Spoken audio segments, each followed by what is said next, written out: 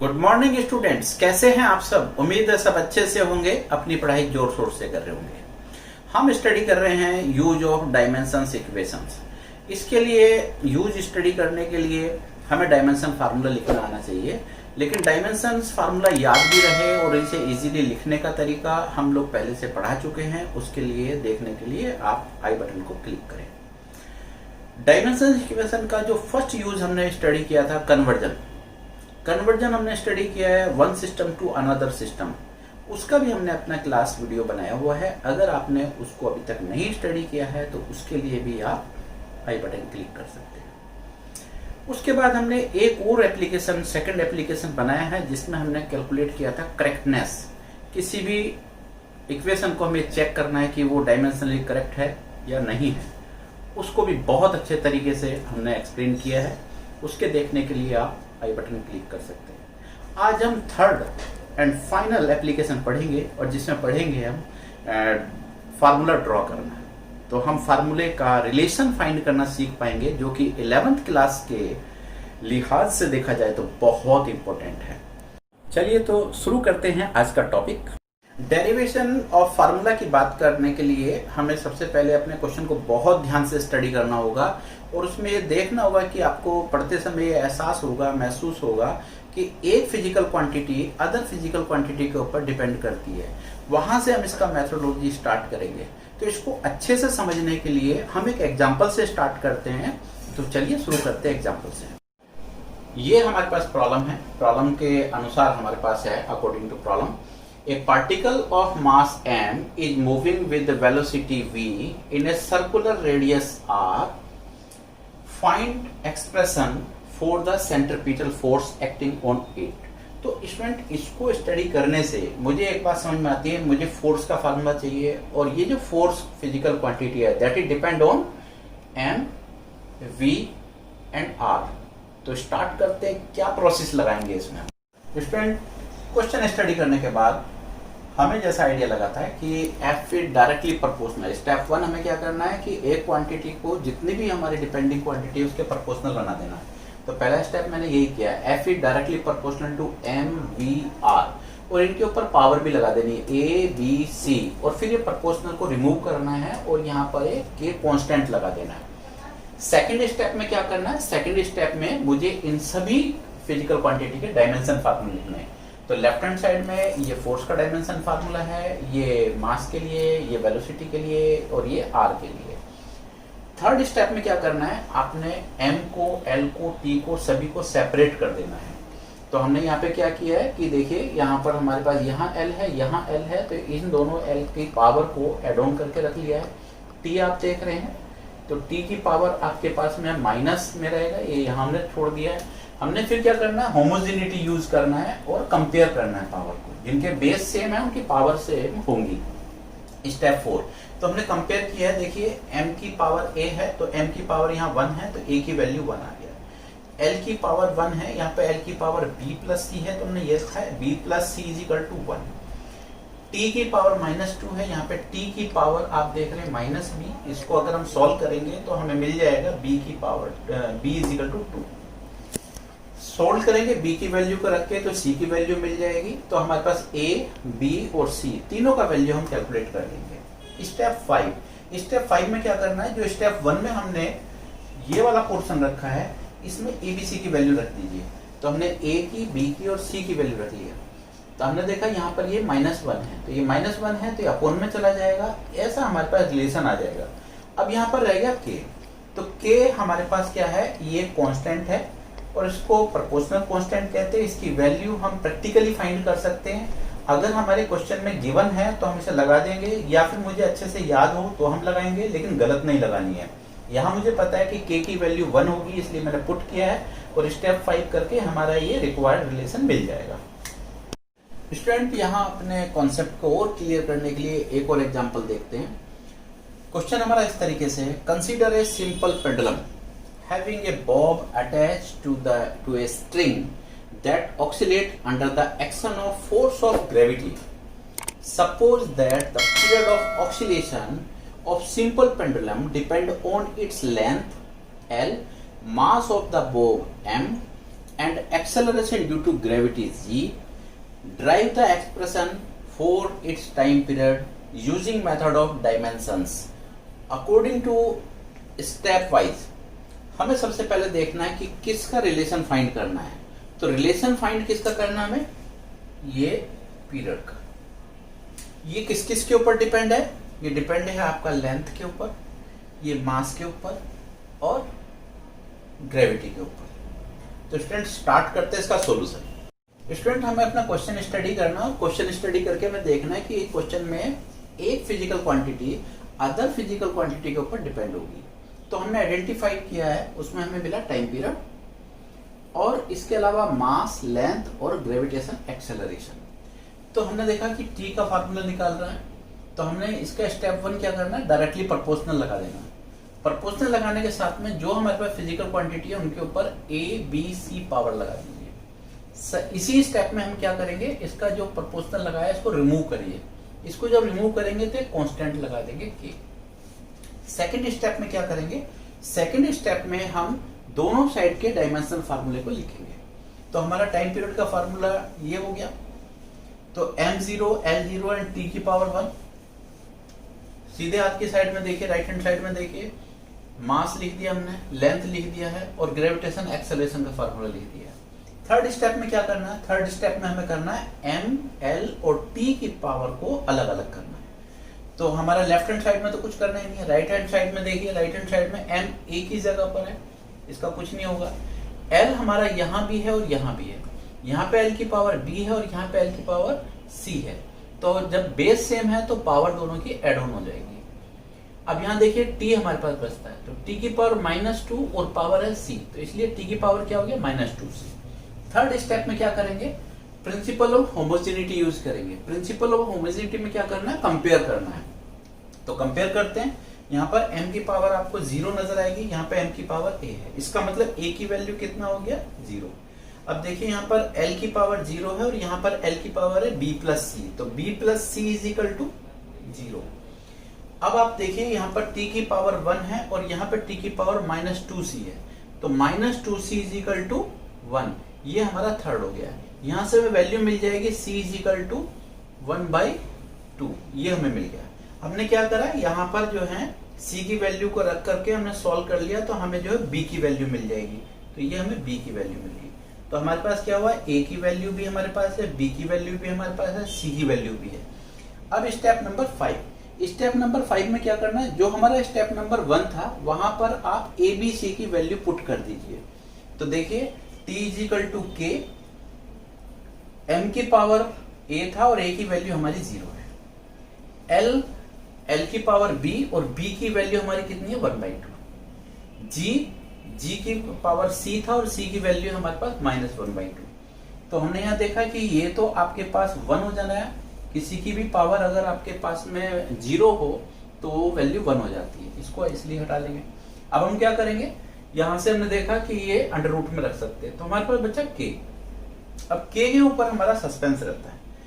k एक constant है, ये प्रोपोर्शनल कांस्टेंट है, इसकी वैल्यू आप प्रैक्टिकली फाइंड करते हैं, लेकिन प्रैक्टिस करते करते आपको ये याद हो जाते हैं। तो अगर हमें याद है तभी हम इसकी वैल्यू लगाएं, रॉन्ग वैल्यू नहीं लगाएं। अगर क्वेश्चन में दिया है तब लगाएं, और नहीं तो आप सिंपल ये कह दें कि इसकी वैल्यू प्रैक्टिकली फाइंड करी जा सकती है। हमें इसकी वैल्यू पता है इसलिए हमने लगाया, तो फाइनल रिजल्ट हमें मिल गया ये, और यही हमारे पास रिलेशन है। स्टूडेंट एक और क्वेश्चन देखते हैं। इस क्वेश्चन से देखेंगे क्या हमें नया सीखने के लिए मिला है। क्वेश्चन है हमारे पास, the frequency of vibration of a stretch string depends upon number 1 its length L, its mass per unit length M, tension T in the string. Obtain dimensionally an expression for frequency nu. तो शुरू करते हैं इसके लिए। Question हमने पढ़ लिया, समझ लिया, हमने आइडेंटिफाई कर लिया कि कौन सा फिजिकल क्वांटिटी किन अदर फिजिकल क्वांटिटी पर डिपेंड कर रहा है। तो हमने क्या किया? स्टेप 1 यूज किया है। स्टेप 1 में इस बार मैंने डायरेक्टली प्रोपोर्शनल नहीं लगाया, डायरेक्ट हमने किया है इसको। तो न्यू इज इक्वल टू के हमारा जो है प्रोपोर्शनल कांस्टेंट है। L की पावर A, M की पावर B एंड T की पावर C, ये हमें तीनों फिजिकल क्वांटिटी दिया हुआ है। यहाँ पर एक चीज देखने की जरूरत है, जो मास है that is mass per unit length, तो हमने स्पेशली इसको हाईलाइट करना है, देखना है, समझना है, क्योंकि अगले स्टेप में हमें क्या करना है, स्टेप 2 में दोनों साइड का डायमेंशनल फार्मूला लिखना है। तो फ्रीक्वेंसी का डायमेंशन फार्मूला तो हमारे पास है m0 L0 t-1, के कांस्टेंट है, L हमें पता लेंथ है, और यहाँ जो हमारे पास m दिया है ये है मास पर यूनिट लेंथ। अब मास पर यूनिट लेंथ को अगर हम ऐसे लिखते हैं तो हम देखेंगे कि m/L, तो इसका जो फार्मूला बन जाएगा mL की पावर -1, जो हमने यहाँ यूज करी है। T क्या चीज है, T को देखिए, T हमारे पास में ये आपके पास फोर्स है, जो हमें क्वेश्चन में दिया हुआ है। T जो है वो टेंशन लिखा हुआ है, तो टेंशन हो, थ्रस्ट हो, ये सब फोर्स है, इनका सबका डायमेंशन फार्मूला सेम होता है, ये हम पहली क्लास में पढ़ चुके हैं। तो हमने ये भी डायमेंशन फार्मूला लिख दिया, इसकी पावर हमने C लगा दिया। स्टेप नंबर 3 में क्या करना है, M, L और T को सबको सेपरेट करना है। लेफ्ट हैंड साइड में तो कुछ कर नहीं सकते, राइट हैंड साइड में देखिए कि हमारे पास एक m यहाँ पर है, एक m यहाँ पर है, तो यहाँ पर m की पावर b है और यहाँ पर m की पावर c है, तो दोनों के बेस सेम है, तो पावर ऐड हो जाएगी। देखिए b प्लस c आ गया। आगे बात करते हैं l के ऊपर। l देखिए, l यहाँ भी है, यहाँ भी है और यहाँ भी है, तो a में भी है, b में भी है और c में भी है। तो अब देखते हैं हम इसको कैसे लगाएंगे। तो यहाँ देखिए इसकी पावर प्लस में है, यहाँ माइनस में था तो माइनस भी हो गया, यहाँ पर आपके पास पावर 1 है, तो ये आपके पास C प्लस में रहेगा। अब हम देखते हैं कि T का क्या करेंगे। तो T तो हमारे पास एक ही जगह पर है, तो T की पावर -2C आ जाएगा। अब हमें क्या करना है, स्टेप नंबर 4। स्टेप नंबर 4 में होमोजेनिटी यूज करते हैं, कंपेयर करते हैं। तो कंपेयर शुरू करते हैं। देखिए यहाँ पर हमारे पास m की पावर 0 है, यहाँ पे m की पावर b प्लस c, तो b plus c is equal to क्या हो गया, 0। ये फर्स्ट इक्वेशन हमारी बन जाती है यहाँ पर। ऐसे ही हम देखते हैं कि इसको कंपेयर करेंगे, तो आप देख रहे हैं कि a minus b plus c is equal to 0, तो ये हमारा सेकेंड इक्वेशन बन जाता है। थर्ड देखिए हमारे पास क्या है, t की पावर -1 एंड t की पावर -2c। तो हमने देखा कि इसको जब यूज करेंगे तो हमारे पास ऐसा बनेगा, और यहाँ से इक्वेशन थर्ड बनेगी और डायरेक्ट हमें यहाँ पे c की वैल्यू मिल जाती है। अब हमने क्या करा, c की वैल्यू को हमने इक्वेशन 1 में पुट करा, तो हमें b की वैल्यू मिल गई, और b और c की वैल्यू को हमने इक्वेशन नंबर 2 में पुट करा, तो हमें a की वैल्यू मिल गई। तो हमारा काम क्या था, a, b और c तीनों की वैल्यू फाइंड आउट कर लेना। जैसे हम a, b, c की वैल्यू फाइंड आउट कर लेंगे, तो अब हमें लगाना है स्टेप नंबर 5। स्टेप नंबर 5 में क्या करेंगे, स्टेप नंबर 5 में हम अपना फर्स्ट स्टेप में जाएंगे और a, b, c की वैल्यू पुट कर देंगे। तो हमने क्या करा, v is equal to k, l की पावर था a, तो a की वैल्यू क्या है हमारे पास, -1, वो लगा दिया। m की पावर था b, तो b का वैल्यू कितना है, -1/2, एंड t की पावर था c, तो c का वैल्यू हमारे पास कितना है, 1/2। ये लगा दिया, और इसको लगाने के बाद हम देखा कि हमारे पास क्या हुआ, सेट करने से तो k/l under root capital T upon में m अंडर रूट में ये सब बच जाएगा आपके पास। k क्या है, k हमारा जो है प्रोपोर्शनल कांस्टेंट है, इसकी वैल्यू हम प्रैक्टिकली फाइंड करते हैं। एक और क्वेश्चन को हम डिस्कस करते हैं। हमें ड्राइव करना है by the method of dimensions. क्या फाइंड करना है, क्वेश्चन है हमारे पास में, an expression for the volume of a liquid flowing out per second through a narrow pipe. Assume that the rate of flow of liquid depends on, इसको बहुत ध्यान से देखना है। Number 1, coefficient of viscosity eta of liquid. Second, the radius small r of the pipe. Third point है the pressure gradient P/L along the pipe, और आपको k की वैल्यू हमारे क्वेश्चन में दिया हुआ है। तो शुरू करते हैं इसका सॉल्यूशन। चलिए, सॉल्यूशन के लिए हमें क्या करना है, स्टेप नंबर 1 लगाना है। स्टेप नंबर 1 में हम क्या करते हैं, सबसे पहले क्वेश्चन को बहुत ध्यान से स्टडी करते हैं, और वहां रीड करने के बाद हम ये आइडेंटिफाई करते हैं कि कौन सा फिजिकल क्वांटिटी किन अलग फिजिकल क्वांटिटी के ऊपर डिपेंड करता है। तो हमने क्वेश्चन पढ़ा, हमें पता चला कि वॉल्यूम पर second that is depend on eta viscosity, R radius and pressure gradient के डायरेक्टली प्रोपोर्शनल है। तो हमने क्या करा, डायरेक्टली प्रोपोर्शनल हटा करके के लगा दिया और ए बी और सी हमने पावर इनकी लगा दी। सेकंड स्टेप में क्या करेंगे, सेकंड स्टेप में हमने करना है लेफ्ट हैंड साइड और राइट हैंड साइड का, दोनों साइड का डायमेंशनल फार्मूला हमें लिखना है। तो लेफ्ट हैंड साइड में जो वॉल्यूम दिया है, क्वेश्चन को आप ध्यान से देखिएगा, वॉल्यूम आपको दिया है पर सेकेंड। तो पर सेकंड का मतलब हो गया वॉल्यूम पर सेकंड, यानी कि वॉल्यूम अपॉन टाइम। तो हमने देखा कि L3T-1, तो ये हमने डायमेंशन फार्मूला यहाँ लगा लिया। डायमेंशन फार्मूला हमने M, L और T की फॉर्म में ही रखा हुआ है। विस्कोसिटी, ईटा का डायमेंशन फार्मूला लगा लिया। अगर डायमेंशन फार्मूला आपको याद नहीं है तो इसके लिए हमारा वीडियो है, उसमें आप देख लेंगे। जैसा मैंने स्टार्टिंग में आपको बताया, वहां हमने पूरा लिस्ट भी दिया हुआ है, वहां से आप इसको देख सकते हैं। ये हमने ईटा लगा दिया, ये हमारा आर हो गया है। बात करते हैं प्रेशर ग्रेडियंट की। प्रेशर ग्रेडियंट बेसिकली होता क्या है, प्रेशर पर यूनिट लेंथ। देखिए हमने यहाँ पर करके आपको दिखाया है कि P/L, प्रेशर अपॉन लेंथ। अब प्रेशर का फार्मूला क्या होता है, force upon area into length, ऐसा हो गया। तो फोर्स का फार्मूला MLT-2 अपॉन में एरिया का formula L² and length L। तो जब हम इसे सॉल्व करेंगे तो हमारे पास मिल जाएगा ML-2T-2, ये फार्मूला हमने उठा करके यहाँ पुट अप कर दिया। अब स्टेप नंबर 3 लगाना है। स्टेप नंबर 3 में हम क्या करेंगे, M, L और T को सेपरेट सेपरेट रखना है विद पावर। तो हमने क्या करा, यहाँ देखिए M हमारे पास यहाँ भी है और M यहाँ भी है। तो यहाँ से जो हमारा M है इसकी पावर है A और यहाँ पर M है इसकी पावर है C। तो दोनों हमारे पास मिल गया, आ जाएगा M की पावर A प्लस C। अब हम बात करते हैं L के ऊपर। तो L की पावर यहाँ -1 है, जब ये पावर इसके साथ मल्टीप्लाई होगी तो -A हो जाएगा, यहाँ पर B आ जाएगा और यहाँ पर जो है आपके पास -2C आ जाएगा। T की बात करते हैं तो T भी हमें दिखता है, यहाँ पर T दिख रहा है और यहाँ T दिख रहा है। तो यहाँ पे T की पावर क्या हो गया, -A और यहाँ पर T की पावर क्या है, -2C। अब हमने ये काम कर लिया है। अब स्टेप नंबर 4 लगाना है। स्टेप नंबर 4 जब हम लगा रहे हैं तो हम क्या करेंगे, होमोजेनिटी लगाएंगे और इनको कंपेयर करेंगे। तो यहाँ देखिए हमारे पास क्या है, M की पावर यहाँ पर है 0 और यहाँ पर M की पावर है A प्लस C। तो A plus C is equal to 0, ये हमारा इक्वेशन 1 बन गया। यहाँ देखिए -A plus B minus C और यहाँ पर क्या है 3। तो हमने इसको देखा, ये हमारे पास इक्वेशन नंबर 1 बन गई, ये इक्वेशन नंबर 2 आ गई हमारे पास। अब T को देखते हैं।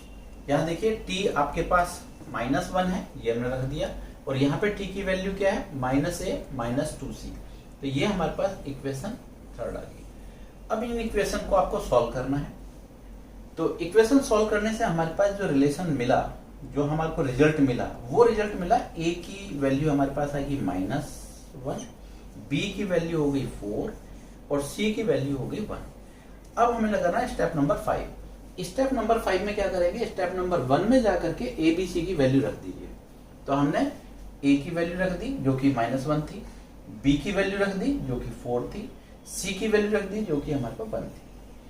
अब हमने जब इसको सेट किया और देखा, क्योंकि -1 है तो हमारे नीचे चला गया होगा। K की वैल्यू हमारे क्वेश्चन में दिया था, इसलिए हमने यहाँ पर ये लगा दिया। तो फाइनल रिजल्ट हमारे को ये मिल गया, यही हमें रिक्वायर्ड है और इसको हम पॉलीज इक्वेशन भी बोलते हैं। एक और क्वेश्चन देखते हैं। The frequency nu of an oscillating drop में depend upon radius r of the drop, density rho of the liquid and surface tension capital S of the liquid. Establish an expression for new dimensionally. शुरू करते हैं इसका solution. चलिए तो हम बात करते हैं अपना क्वेश्चन को सॉल्व करने की। क्वेश्चन सॉल्व करने के लिए सबसे पहले आपको क्वेश्चन को बहुत अच्छे से रीड करना है और रीड करके हमने आइडेंटिफाई करना है एक physical quantity another physical quantity पर डिपेंड करती है। तो हमने फाइंड किया, हमारे क्वेश्चन को स्टडी करने से पता चला है कि फ्रीक्वेंसी किस किस पर डिपेंड थी, रेडियस पर, डेंसिटी पर, सरफेस टेंशन पर। हमने स्टेप नंबर 1 यूज किया है। स्टेप नंबर 1 यूज करने में हमने क्या करा है, प्रोपोर्शनल लगाते हैं, वहां रिमूव करके K किया है और यहाँ पर इनकी वैल्यू A, B और C हमने लगा दिया है। हमने इनका जो है डायमेंशन फार्मूला आपको लिख के दिखाया है। फ्रीक्वेंसी का डायमेंशन फार्मूला आपके पास में T-1, रेडियस सिंपली आपका लेंथ होगा वो L में आ जाएगा, ये आपका डेंसिटी के लिए हो गया, डेंसिटी मास अपॉन वॉल्यूम होता है, ये आ गया। सरफेस टेंशन हो सकता है आपके लिए नया हो, लेकिन सरफेस टेंशन ऐसे तो आप इसको जानते हैं, लेकिन इसका कैलकुलेशन करते हैं फोर्स पर यूनिट लेंथ। तो फोर्स और लेंथ का लगाएंगे तो हमारे पास फाइनल जो डायमेंशन फार्मूला आ जाएगा दैट इज ML-2। अब हम इन सब इक्वेशन को, सारे डायमेंशन फार्मूले को दोनों साइड में सेट कर देते हैं। तो स्टेप नंबर 2 में हम क्या करेंगे, राइट हैंड का डायमेंशन फार्मूला और लेफ्ट हैंड के डायमेंशन फार्मूले को लिख देते हैं। तो अब हमने लिख लिया, लिखने के बाद हमने देखा जो हमने अभी कैलकुलेशन करा था वो सब हमने यहाँ लगा दिया। स्टेप नंबर 3 लगाएंगे। स्टेप नंबर जब 3 लगाते हैं तो हम क्या करेंगे, हम जो है लेफ्ट हैंड साइड में तो आप देख रहे हैं कि ML और T की फॉर्म में रखा है, लेकिन राइट हैंड साइड में आपके M एक से ज्यादा जगह पर है, L एक से ज्यादा जगह पर है, T एक से ज्यादा जगह पर हो सकते हैं। तो हम क्या करेंगे, M को एक साथ कलेक्ट करना है, L को एक साथ कलेक्ट करना है और T को एक साथ कलेक्ट करना है। ये प्रोसेस किया हमने। यहाँ पर देखिए M दो जगह दिख रहा है, जब हम इनको एक साथ इकट्ठा करेंगे तो पावर बन जाएगा B+C। आप देखिए आपके पास L आपके पास यहाँ पर दो जगह दिख रहा है, ये आपके पास में A-3B। फिर आपके पास आता है T की बारी, तो T आपके पास एक ही जगह दिखेगा, ये आ गया आपका T की पावर -2C। अब लगाएंगे स्टेप नंबर 4। स्टेप नंबर 4 में हम क्या करेंगे, कंपेयर करेंगे, होमोजेनिटी यूज करेंगे। आप देख रहे हैं M की पावर यहाँ 0 है और यहाँ पर है M की पावर B+C, तो B+C = 0, ये इक्वेशन नंबर 1 बन जाएगी। आप देख रहे हैं यहाँ पर A-3B L की पावर है, यहाँ पर ये 0 है, तो आपने कंपेयर करके देखा तो ये आपके पास में सेकंड इक्वेशन हो गया। थर्ड में आप देखेंगे कि -2C = -1, यहाँ पर हमने कंपेयर करके देखा और ये 3 इक्वेशन आपको मिल गई और तीनों इक्वेशन को आप सॉल्व कर लेंगे। यहां से मुझे A, B और C की वैल्यू मिल जाएगी। अब हम यहाँ पे स्टेप नंबर 5 यूज करेंगे। स्टेप नंबर 5 में क्या करेंगे, स्टेप नंबर 1 में ABC की वैल्यू पुट कर दीजिए। आपने यहाँ देखिए R की वैल्यू A था, यहाँ पे A का वैल्यू रख दिया। ये आपके पास में रो की वैल्यू B था, वो रो का पावर B था, तो यहाँ पे B का वैल्यू रख दिया। और ये सरफेस टेंशन है, यहाँ पे इसकी पावर हमने C लगाया था, C की वैल्यू रख दिया। बाद में इनको एडजस्ट कर लिया, एडजस्ट करने से हमारा फाइनल रिजल्ट जो आपको मिल गया वो ये है और यही हमारे पास रिक्वायर्ड रिलेशन है। अब हम बात करते हैं लिमिटेशंस ऑफ डायमेंशन एनालिसिस। ये हमें लिखने के लिए एग्जाम में 11th क्लास के लिए बहुत इंपॉर्टेंट है। फर्स्ट, लिमिटेशन क्या है? लिमिटेशन का मतलब होता है कि जो हम नहीं कर सकते या जहां पर जाकर हमारा जो है टेक्निक रुक जाती है, लिमिट है वो, उसके बाद हम नहीं कर सकते। तो पॉइंट नंबर 1 बात करते हैं। Dimensional method does not give any information about के के बारे में हमें कोई इंफॉर्मेशन नहीं है। बार बार हम कह रहे थे के की वैल्यू या तो हमें गिवन होगी या फिर हम इसको प्रैक्टिकली फाइंड कर सकते हैं।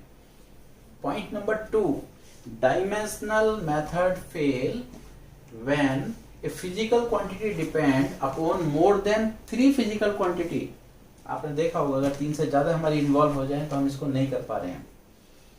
थर्ड पॉइंट है dimensional method fails to drive relationship which involve trigonometrical function, logarithmic function और एक्सपोनेंशियल एक्सेट्रा। अगर ऐसा कोई है तो हम उनका कुछ भी नहीं कर सकते, क्योंकि ट्रिग्नोमेट्री लॉग के हमारे पास डायमेंशनल मेथड, डायमेंशनल फार्मूले नहीं है। बात करते हैं last, dimensional method it fails when a physical quantities, और क्वांटिटी कैसी, जैसे हमारा इक्वेशन है S = UT + ½ AT², इस तरह के और कोई रिलेशन इज द सम और डिफरेंस ऑफ द 2 और मोर फिजिकल क्वांटिटी, इसके लिए हमारा ये काम नहीं करता है। तो ये मेन हमारे जो है लिमिटेशंस है।